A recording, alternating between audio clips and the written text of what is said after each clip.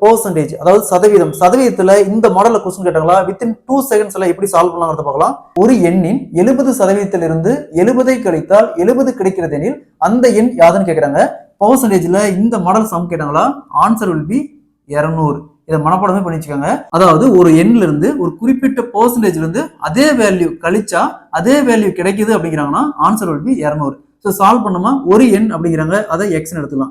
X into எத்தனை சதவீதம், 70%. 70% 70 வகுத்தல் 100 மைனஸ் எத்தனை கழிக்கிறாங்க, 70. கழிச்சா எத்தனை கிடைக்குது, 70 கிடைக்குது. ஸோ நெக்ஸ்ட் எக்ஸை மட்டும் இந்த சைடு வச்சுட்டு மீதி இந்த வேல்யூஸ்லாம் என்ன பண்ணதா, ஸோ மைனஸ் 70 இருக்குது, இந்த பக்கம் வந்தால் ப்ளஸ் 70 ஆகும். 70 + 70 140.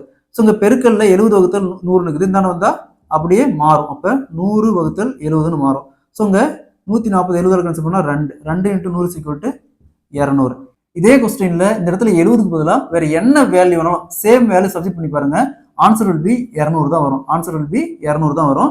ஸோ அதே மாதிரி இந்த சம் பாருங்க, ஒரு எண்ணின் 40% 40 கழித்தால் 40 கிடைக்கிறது எனில் அந்த எண் யாருன்னு கேட்கறாங்க. இதே மாதிரி தான் இந்த சம்மை சால்வ் பண்ணி ஆன்சரை கமெண்ட்ல போடுங்க. இந்த சம் ப்ரீவியஸா டிஎன்பிஎஸ்சி எக்ஸாம்ல கேட்டிருக்காங்க.